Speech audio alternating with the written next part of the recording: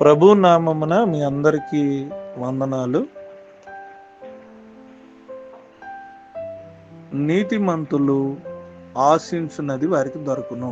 సామెతల గ్రంథం 10వ అధ్యాయము 24వ వచనం. ప్రియమైన దేవుని బిడ్డలారా, దేవుని వాక్యం సెలవిస్తుంది మనకి. ఈ రోజున ఎవరైతే నీతిమంతులు ఉంటారో, వారు దేవుని ఆశిస్తారో వారికి దేవుడు సహాయము చేస్తాడు. దుర్నీతి పరులు లేకపోతే దేవుని యొక్క వాక్యానికి అవిధేయత చూపించేవారు, దేవుని చిత్తాన్ని నెరవేర్చకుండా లోకంలో శరీర సంబంధమైన ఆశల ద్వారా జీవిస్తున్నటువంటి వ్యక్తులు ఎవరైతే దేవుణ్ణి ఆశ్రయించి దేవుని నుంచి ఆశిస్తారో వారికి దేవుడు ఏమీ కూడా చేయడు. కానీ నీతిమంతుల కోరిక, ప్రియమైన దేవుని బిడ్డలారా, వారి యొక్క కోరికను దేవుడు నెరవేరుస్తాడు. యాకోబు ఆ రోజున ప్రార్థన చేశాడు, అయ్యా నువ్వు నిశ్చయముగా నన్ను దీవించు, నువ్వు దీవిస్తే గాని నిన్ను నేను విడిచిపెట్టను అన్నాడు. యాకోబు తన జీవితాన్ని మార్చుకుని నీతిమంతుడిగా ఉంటూ దేవుని దగ్గర నుంచి ఆశపడినప్పుడు దేవుడు తన ఆశను నెరవేర్చాడు.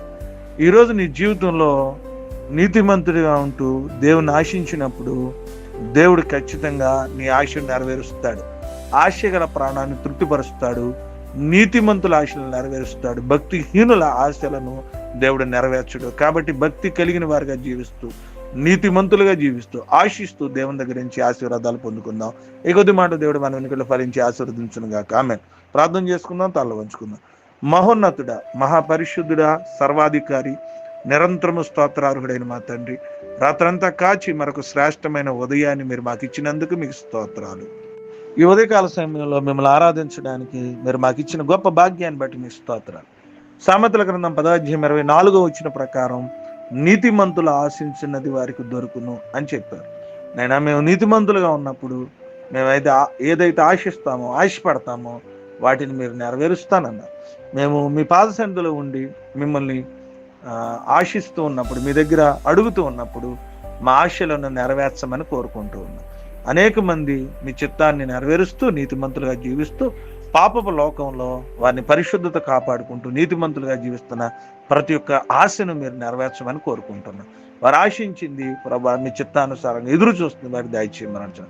వాతావరణ పరిస్థితులను అనుకూలపరచండి నాయనా.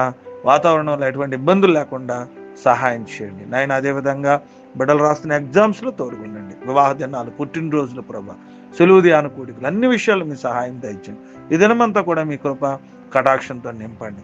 మా పనిపాటల్లో, మా అవసరతల్లో మీ సన్నిధి మాకు దయచేయండి. మీ దీవెనలతో మమ్మల్ని నడిపించి మీ కృపలో జ్ఞాపకం చేసుకుంటాను. సమస్త మహిమకంతా ప్రభావం చెల్లిస్తూ మిమ్మల్ని స్తుతిస్తూ నేను ఈ ప్రార్థన ఆలకిస్తున్న ప్రతి ఒక్కరి అవసరతలు, ప్రతి కుటుంబం యొక్క అవసరతలు తీర్చమని యేసు నామమున అడుగుచున్నాము తండ్రి. ఆమేన్. ఆమేన్.